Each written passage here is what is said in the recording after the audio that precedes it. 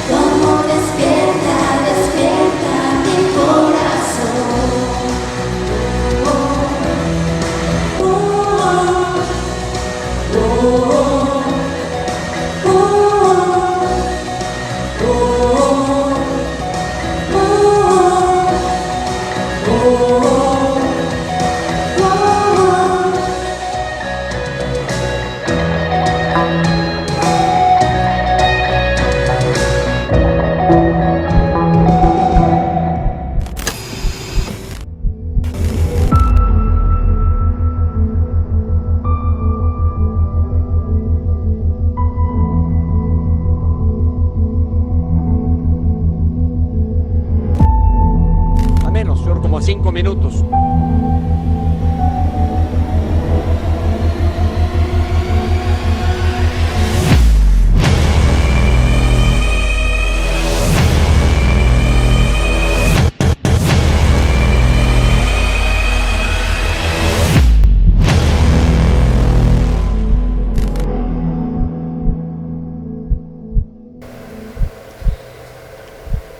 Oh, qué increíbles temas estamos viendo todos estos domingos. Dios es algo real, Dios no es una ilusión. Y hemos estado comprendiendo a lo largo de estos domingos que necesitamos a Dios. Esa es nuestra serie, Necesito a Dios. Hoy voy a hablar de un tema, el cielo no es una ilusión. Y cuando escuchamos la palabra cielo, desde pequeños nos han enseñado a través de las caricaturas, yo no sé, de pinturas, que el cielo es un lugar donde está Dios con ángeles, arcángeles, creyentes, un lugar de delicias. Es la imagen que tenemos desde pequeños. Sin embargo, la Biblia tiene un concepto muy especial acerca de lo que significa el cielo. Para los no creyentes, el cielo es solamente una ilusión, porque ellos dicen que todo termina en el sepulcro, que cuando morimos todo termina ahí y que no existe cielo, no existe alma. La teoría de Descartes, ustedes han escuchado cuando estudiaron filosofía, que Descartes fue el que dijo acerca de que no existía el alma, y para muchos pensadores no existe el alma, no existe un cielo, no existe un infierno. Sin embargo, vamos a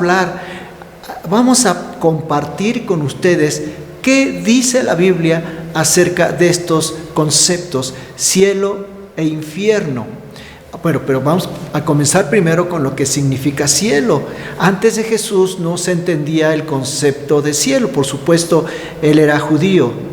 Y solamente leemos en algunos versículos de la Biblia acerca del cielo, donde dice la Biblia, por ejemplo, Génesis 21:17, Dios le llama a Agar desde el cielo. Génesis 22:11, en Génesis 28:12, Jacob vio una escalera que su extremo tocaba el cielo. En Isaías 66, versículo 1, Dios le dice al profeta que el cielo es su trono. Jeremías 23:34 dice que Dios llena los cielos. Así que la Biblia nos habla de un lugar maravilloso llamado cielo, aparte de la tierra. En 2 de Crónicas, capítulo 9, versículo 31, aquí tenemos una revelación más clara acerca del cielo. Leemos: y durmió Salomón con sus padres y los sepultaron. Y para ellos dormir es estar cerca de Dios. El pensamiento judío le llama Edén o paraíso. Y así sucesivamente. Si usted lee la Biblia con detenimiento, dice la Biblia: y durmió Jacob, y durmió Abraham, y durmió Elías, por ejemplo. Bueno, Elías fue arrebatado, él no vio muerte. Son casos muy especiales en el caso de Enoc y Elías, pero en especial dice la Biblia en el Antiguo Testamento: y durmieron y fueron con sus padres.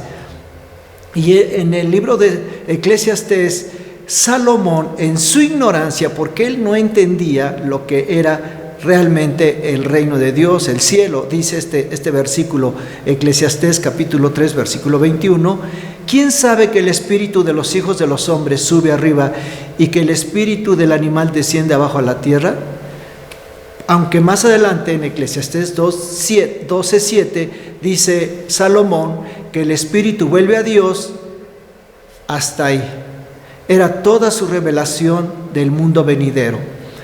Al infierno en el pensamiento judío, de acuerdo al Antiguo Testamento, se le llama Gehenna o Sheol, pero en el Nuevo Testamento se le llama Hades. Hades en griego es Sheol en hebreo. Es el lugar de los muertos. En el libro de Números, capítulo 16, versículo 33, se lo vamos a poner en el cintillo, dice: y ellos con todo lo que tenían descendieron vivos al Sheol, y los cubrió la tierra y perecieron de en medio de la congregación. Es decir, Sheol era un lugar desolado, un lugar donde los malvados iban, y Dios envía juicio sobre este tipo de personas que se rebelaron contra Dios, y entonces Dios mandó que se abriera la tierra y los enterró vivos junto con todo y su familia. Qué terrible, tremendo fue esta experiencia para ese tipo de personas. Así que era un lugar no de delicias, porque el cielo es un lugar de delicias, pero Sheol es un lugar hasta cierto punto, según el poco entendimiento que ellos tenían, un lugar desolado, un lugar lejos de Dios. Y se supone que es el infierno ya en la nueva revelación en el Nuevo Testamento. En el libro de los Salmos, capítulo 49, versículo 15 dice: pero Dios redimirá mi vida del poder del Sheol. Está hablando David, porque Él me tomará consigo. El Salmo 86, 13 dice: has librado mi alma de las profundidades del Sheol. Proverbios 15, 24. Arriba está en el cielo, abajo el Sheol. El Sheol era un lugar sombrío donde iban las almas de los impíos. Pero en el pensamiento actual judío ellos piensan de una manera diferente. Sí creen en un lugar sombrío llamado Gehinom, pero ellos piensan que su alma o nuestra alma existía desde antes que tú nacieras y ya gozabas de la presencia del Dios Altísimo. Y entonces cuando eres engendrado, esa alma entra a ese cuerpo y se funde buscando un bebé donde nacer. Y si esa alma que glorificaba a Dios en esta vida, naciendo judío, siendo judío, entonces vas a un lugar que se llama el Edén, regresas a tu Creador. Pero si fuiste malo, vas a un lugar llamado Gehinom, una especie de purgatorio donde tu alma es purificada, porque ahí sientes un dolor que hace que tu alma se purifique y con el tiempo puedes salir de ese lugar y entrar al eterno lugar donde está Dios.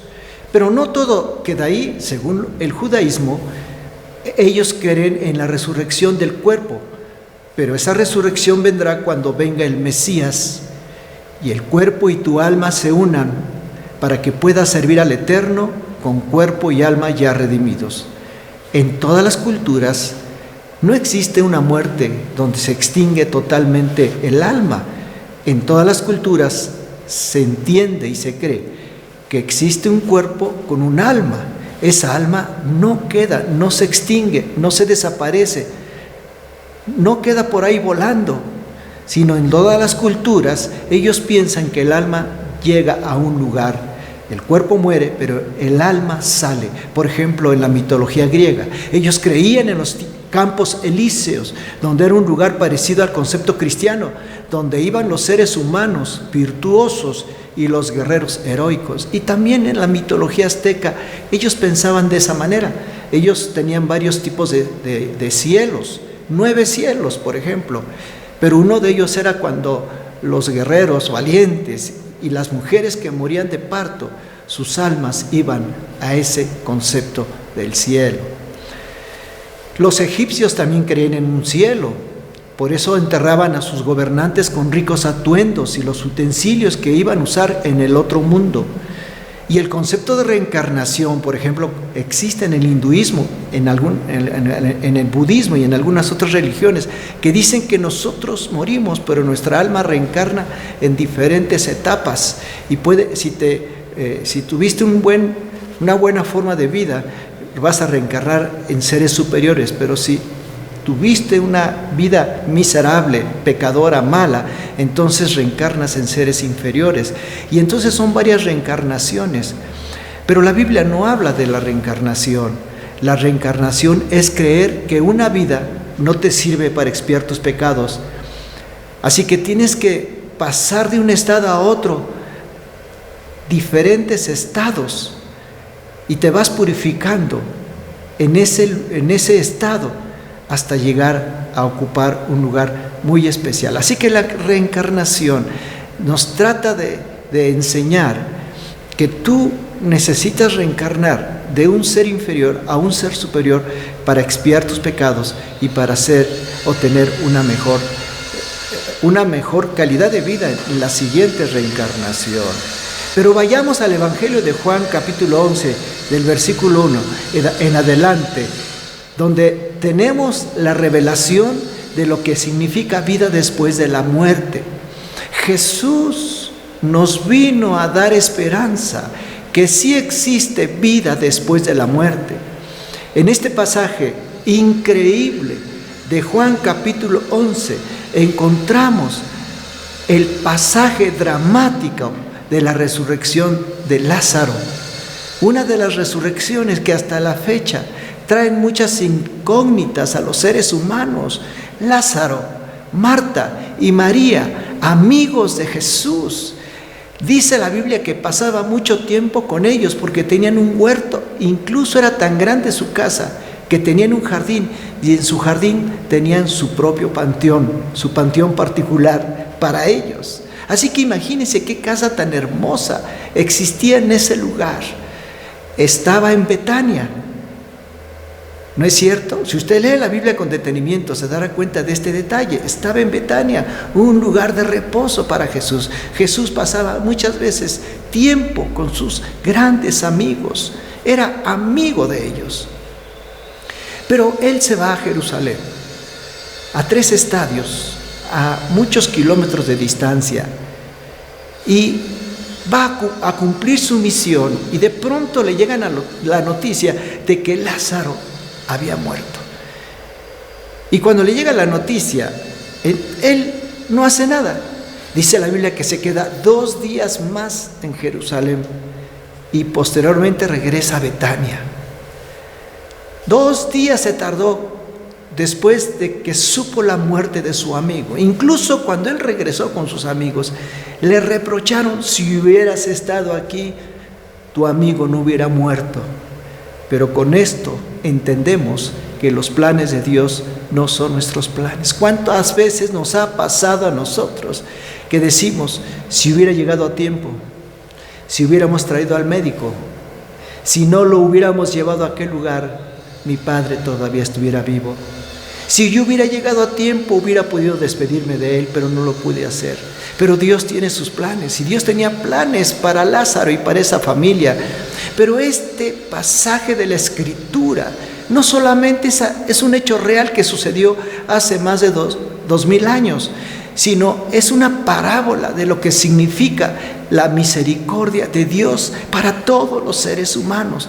Porque este pasaje, que es una parábola también, nos enseña de que Dios está al cuidado de nosotros, aún de las criaturas más insignificantes, no solamente de los seres humanos, sino aún también de las criaturas insignificantes. Hay un himno que dice: si Él cuida de las aves, cuidará también de ti. ¿Alguna vez has contendido con Dios? ¿Alguna vez le has acusado? ¿Alguna vez le has dicho: Dios, ¿por qué? Pero Jesús tenía todo en control. Dejó que el destino siguiera su curso. Hoy estamos ante una pandemia, una peste, pero no encontramos respuesta a todo esto. Sin embargo, esto que está sucediendo el día de hoy nos está ayudando a reconciliarnos con Dios y a aprender a decir: hágase tu voluntad y no la nuestra. Muchos han olido la muerte de cerca. Amigos y familiares ya no están con nosotros. Pero esto no lo imaginábamos. Se cree que cada 100 años ha pasado, y no se cree, es algo histórico. Cada 100 años sucede una peste destructora que mata no solo a miles, sino a millones de personas. Hoy estamos consternados por lo que está sucediendo, pero es una oportunidad para encontrarnos con Jesús. Jesús, el Hijo de Dios. Y entonces María y Marta se acercan a Jesús, le dicen: oh Dios, ¿por qué no llegaste antes? ¿O por qué no viniste antes si somos tus amigos? Y a veces nosotros podemos decir lo mismo: ¿por qué murió mi celular de COVID? Si era cristiano, ¿por qué murió ese pastor o ese sacerdote? Si ellos amaban a Dios. Les dice algo que nosotros no entendemos antes de Jesús. Antes de Jesús no entendíamos esta palabra, pero después de esta palabra son palabras llenas de esperanza para todos nosotros. Yo soy la resurrección y la vida. El que cree en mí vivirá aún después de haber muerto. Imagínese usted qué palabras tan consoladoras. Estas palabras para un agnóstico, para un ateo, para una persona resentida contra Dios, no tienen sentido, pero para nosotros sí. Hay esperanza. Si morimos en Cristo, un lugar cerca de Él, un paraíso, un lugar de delicias. Y como lo he compartido todos estos domingos, Dios es nuestro hogar. Decía San Agustín, nos creaste para ti, Señor, y mi alma no encuentra descanso hasta que te encontré a ti, oh Cristo. Y dice un himno famoso, antiguo, hogar de mis recuerdos, volver a ti anhelo. No hay sitio bajo el cielo más dulce que el hogar. Nuestro hogar es Dios y nuestra alma anhela estar con Él. Y Pablo decía, me gustaría estar con Dios, lo cual es muchísimo mejor, pero le he pedido a Dios estar aquí todavía, cerca de su pueblo. Jesús nos enseña que hay vida después de la muerte. Así que quítate el dolor y el miedo de saber qué pasará con nosotros si de pronto faltamos. Si faltamos en este mundo, es un pequeño trance, un pequeño dolor, pero al despertar, la vida eterna. ¿No crees que esto es maravilloso? Jesús nos vino a dar esperanza. Él nos habla del alma, Él nos habla del cielo y Él nos habla del infierno. La palabra infierno quiere decir estar lejos de Dios, un lugar lejos de la presencia de Dios, donde todo es oscuridad, llanto y dolor. Y cielo, paraíso, significa un lugar cerca de Dios. Y dice la Biblia que va a Jesús y consuela con sus palabras a Marta y María. Cuando ellos vieron la figura maravillosa de aquel hombre, aquel profeta, se sintieron alegres, sintieron que la paz había venido a su corazón al ver a su amigo, al ver un pedazo del cielo caminando sobre la historia de esta tierra. Lo ven y le dicen, si hubieras estado aquí, mi hermano no hubiera muerto. Pero Jesús le contesta, yo soy la resurrección y la vida. El que cree en mí, aunque esté muerto, vivirá. María le dice, pero resucitaremos en el tiempo postrero, tal y como lo leí hace un momento, que es lo que creen los judíos. Y le dijo, no, Él va a resucitar, por supuesto, porque ha puesto su esperanza en el Señor. Pero en este momento, en este preciso momento, Él va a resucitar. Pero para Jesús las almas no están muertas. Para Jesús las almas duermen. Para Jesús se lo dijo a la niña, una niña que había muerto. Los hombres estaban llorando y le dijo, niña, a ti te digo levántate, talita cumi en arameo. Niña, a ti te digo levántate, y dice la Biblia, porque se estaban burlando, porque les había dicho, no estén llorando porque la niña no está muerta sino duerme, porque para Dios todos están vivos. Dormir no significa que las almas duermen cuando mueren, pero dormir significa la paz de Dios que tú recibes cuando eres arrebatado de este lugar maravilloso llamado tierra. Así que cuando se acerca aquel sepulcro, dice la Biblia que ya había 4 días que Lázaro había muerto, así que ya hedía el lugar. Y él iba caminando entre la muchedumbre. Y antes de acercarse al sepulcro, dice la Biblia, que Jesús lloró. ¿Y por qué lloró? Porque Dios es sensible a tu dolor. Dios no es insensible a lo que tú estás pasando en este momento. Si en este momento estás pasando por un gran dolor porque un familiar tuyo ha sido arrebatado de tu lugar, de tu lado, no tengas temor, porque Él también Dios tiene sentimientos. Y hay personas que piensan que Dios se goza cuando una persona está enferma de cáncer. Incluso la teología mexicana dice, es que Dios me mandó este cáncer. Pero Dios no es capaz de hacer eso, porque Dios ama profundamente al ser humano. Todo lo contrario, Dios ama su creación. Jesús lloró para enseñarnos que Dios en la tierra sintió dolor así como tú sientes dolor cuando tú tienes un problema, una enfermedad o un ser querido te es arrebatado. Y entonces Él llora también para que tú dejes de llorar. Llora porque sintió en carne propia el dolor que cualquiera de nosotros sentimos cuando llega el sufrimiento. ¡Qué increíble!, ¿no es cierto? Y hay algo que hace Jesús. Manda que quiten la piedra, porque Jesús va a resucitar a Lázaro. Y todos quedan sorprendidos. ¿No crees tú que Dios podría quitar la piedra? Jesús con su dedo podría hacer esto y quitar la piedra. Claro que lo podría hacer, pero no lo hizo. Él no vino a dar demostraciones de poder porque Él no era un mago. Él mandó a los discípulos, quiten la piedra, y quitaron la piedra. ¿Y sabes qué? A veces tú tienes una piedra en tu corazón que necesitas quitar para que Dios venga y cambie tu vida. A veces tu corazón es como esa piedra que está tapando que tú resucites a una vida nueva. Y Él te dice, quita esa piedra. Y te quiero decir también que quites la piedra de la incredulidad y que quites la piedra de la duda y que quites todos aquellos obstáculos que impiden que tú puedas acercarte al Señor con todo tu corazón. Esa piedra tiene que ser quitada para que tú resucites a una vida nueva. ¿No crees? ¿No lo crees? Aprende que para Dios no hay imposibles. Y cuando tú veas un enfermo, quita la piedra. Háblale de Jesús. Y cuando veas una persona que está inmersa en el vicio y en la desesperación y necesita del Señor, quita la piedra y háblale a esa persona de que Jesucristo es la esperanza del mundo. Quita la dureza de tu corazón, amigo. Quita la piedra de la falta de perdón.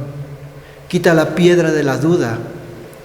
Quita la piedra de creerte autosuficiente. Él no va a quitar la piedra, necesitas quitarla tú. Y entonces, cuando van a quitar la piedra, las palabras de Jesús a Marta y a María, ¿no te he dicho que si crees verás la gloria de Dios? Aquí hay varias palabras. Jesús llora. Jesús les dice, al que cree todo le es posible. Y en tercer lugar, les dice que quite la piedra. Y estas palabras, que si crees verás la gloria de Dios, siguen vigentes para todo ser humano. Porque siempre me dijeron a mí desde que era pequeño, ver para creer. Pero el Evangelio dice, creer para ver. No necesitas ver para creer. Cree en Jesús y lo demás sucederá. Los milagros vendrán, los enfermos se sanarán y los problemas se disiparán. Y el empleo que tú estás pidiendo, Dios te lo dará.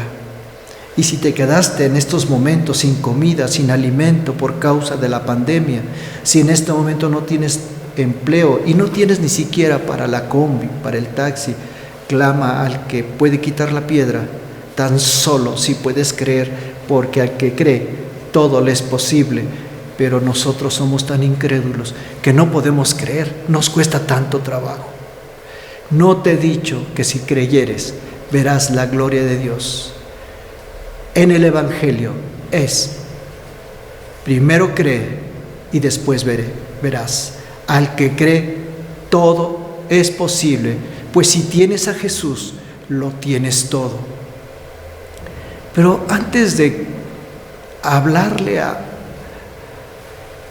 este hombre, antes de decir esas palabras, Lázaro, ven fuera, hizo algo inaudito, siendo el Hijo de Dios, siendo Dios hecho hombre. Pues así lo dice la Biblia en Juan 1:1. En el principio era la palabra, y la palabra era con Dios, y la palabra era Dios, y todas las cosas por Él fueron hechas. Todas las cosas por Jesús fueron hechas, la palabra de Dios encarnada. Él podía llegar y Lázaro, sal fuera, pero no lo hizo. Hizo algo inaudito. como hijo de Dios, le pidió a Dios dirección. Tú no puedes hacer nada si no le pides a Dios dirección. Nada puedes hacer en la vida. Deja de creerte autosuficiente y decirle al Señor: Señor, necesito ese empleo, quiero entrar a la universidad, Señor, quiero ocupar ese puesto. Dios te lo va a conceder. No seamos tan autosuficientes, porque aún Jesús, siendo Dios, no fue autosuficiente, dependía de su Padre. Y levantó los ojos al cielo y le dijo al Señor: para ti todo es posible. Así que Dios le dio la aprobación en ese momento. Lázaro, ven fuera. Y la tierra se estremeció, el cielo brilló, los poderes del infierno fueron conmovidos y Lázaro se levantó de los muertos. Pero si no hubiera expresado su nombre, otros muertos hubieran salido, porque ante una orden de Jesús, los demonios salen, los enfermos son curados y la pobreza es quitada. Así que aprende a mandar y decir a las circunstancias más adversas: te ordeno en el nombre de Jesús que salgas, y las enfermedades saldrán y los demonios serán derrotados y tu casa estará en paz.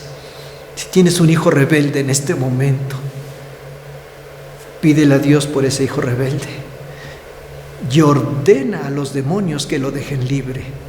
Si tú tienes un padre alcohólico, un esposo alcohólico, un hijo que no quiere entender, dile a Jesús: libera a mi hijo. Jesús, ten misericordia. Y Él lo va a hacer, porque al que cree todo le es posible. Y cuando sale Lázaro, sale con las vendas todavía, por supuesto, enrolladas alrededor de su cuerpo. Pero Jesús no se las quitó.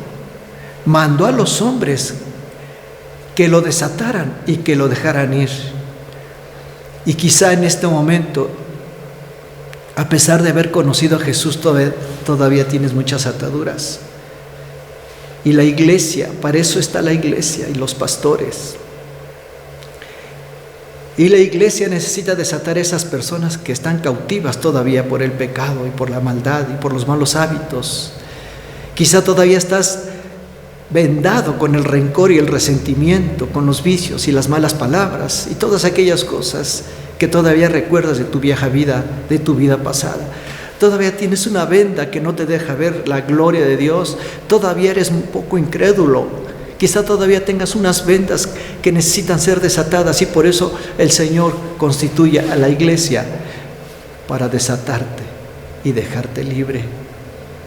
Ahora que regresemos, vamos a seguir disfrutando la presencia de Dios juntos como hermanos, recordando el Salmo 133 que dice: mirad cuán bueno y cuán delicioso es habitar juntos los hermanos en armonía.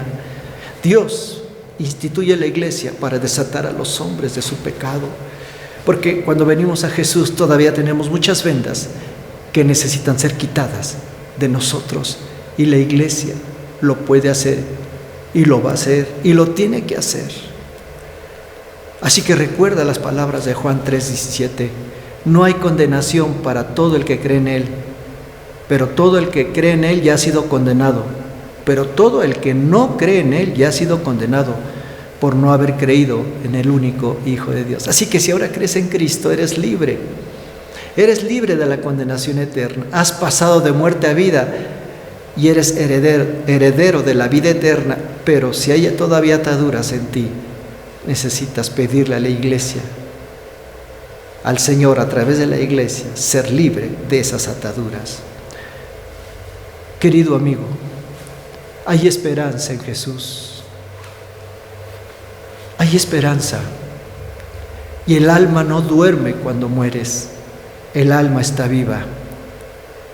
Porque para Dios nadie está muerto.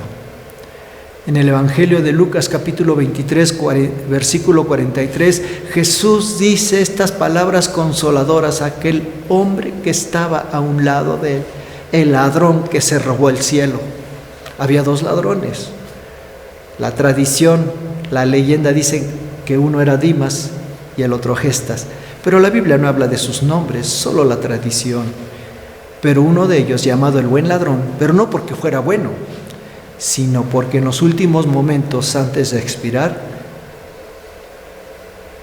confesó y creyó que Jesús era el Mesías. Y le dijo: acuérdate de mí cuando vengas en tu reino. Y Jesús le dijo: te tienes que bautizar, tienes que tomar clase de catecismo, tienes que tomar tus clases de doctrina, tienes que ir a la iglesia. De ninguna manera, por supuesto, no era posible. Pero Él le dio estas palabras consoladoras: de cierto, te aseguro que hoy estarás conmigo en el paraíso. Y paraíso quiere decir lugar de delicias, porque reino quiere decir lugar donde un gobernante con sus súbditos reinan.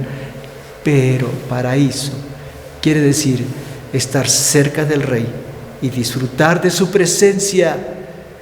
¡Ah, qué maravilloso es esto! Así que, ¿qué esperas hoy para conocer a Jesús? No puedes desperdiciar esta oportunidad. En Lucas capítulo 16, versículo 20 al 25, tenemos un relato muy interesante de Lázaro y el rico y Lázaro, otro Lázaro, no es cierto, otro Lázaro, no el mismo. En este relato, el rico que vivía en placeres muere y es llevado al infierno, y el pobre mendigo que sufrió toda su vida es llevado al paraíso, al seno de Abraham. Pero con este relato Jesús nos quiere enseñar que existen dos lugares: un lugar de delicias cuando aceptas a Jesús y un lugar de tormento cuando rechazas a Jesús. Por eso Juan 3:16 es interesante. Juan 3:16 dice: porque Dios amó tanto al mundo que dio a su Hijo unigénito, para que todo aquel que en Él cree no se pierda. ¿Qué es perderse? Pues irse lejos de Dios al infierno eterno. Para que todo aquel que cree no se pierda, mas tenga vida eterna. Y la vida eterna quiere decir tener a Dios, a Jesús, al Espíritu Santo en tu corazón. Eso es vida eterna. Y que comiences a disfrutar lo que realmente vale la pena vivir. Eso es la vida eterna. Y al morir, disfrutar eternamente de la presencia de Dios. Así que existe esperanza. En medio de la desesperanza, quiero decirte que el cielo es real, que Dios no es un ser desprovisto de ternura, que quiere lo mejor para ti. Sí, querido amigo, Él inventó el cielo para nosotros y lo creó para que disfrutes de su presencia y tengas esperanza después de la muerte. Así que hoy te invito a que aceptes a Jesús en tu corazón. Yo quiero hacer una oración contigo. Quiero que repitas conmigo estas palabras: Jesús, te invito a que entres a mi corazón y me des la esperanza de la vida eterna. Si en este momento nunca lo has hecho, hazlo. Jesús no es una religión, es un estilo de vida. Jesús es el puente que une a los hombres con Dios. Así que dile a Dios: Jesús, te invito a que entres a mi corazón, que vengas a mi vida y que escribas mi nombre en el libro de la vida. Gracias por haber muerto por mí. Gracias por haber resucitado para darme vida y vida en abundancia. Te doy gracias en esta hermosa mañana o en esta hermosa tarde, en el nombre de Jesús. Amén. Estamos seguros que este es un mensaje preparado para ti, especialmente para ti. Y dentro de 8 días te esperamos con el tema No somos huérfanos. Si necesitas consejería, oración o ayuda, llámanos al número que aparece en la pantalla, o también por Messenger o en las redes sociales nos puedes encontrar como Vino Nuevo de Pachuca. Y que Dios te bendiga. Me da mucho gusto haber estado contigo.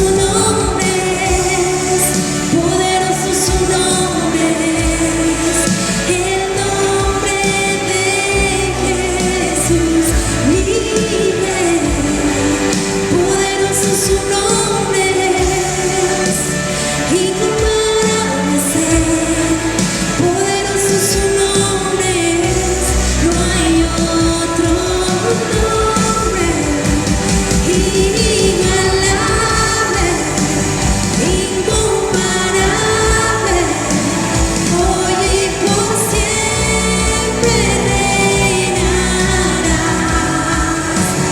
Tuyo es el reino, tuya es la gloria, tuyo el poder y autoridad. Poderoso su nombre es, poderoso su nombre es, el nombre de Jesús vive, poderoso su nombre es, incomparable ser, poderoso su nombre es, no hay otro nombre, poderoso su nombre es, no hay otro nombre, poderoso su nombre es, no hay otro nombre. Te damos gracias, Dios, porque tu misericordia es grande, tu amor es grande y tu nombre es sobre todo nombre. Tú eres un Dios incomparable, un Dios amoroso en nuestras vidas y por eso te exaltamos a ti. Te damos gracias, Dios, en el nombre de Cristo Jesús. Amén.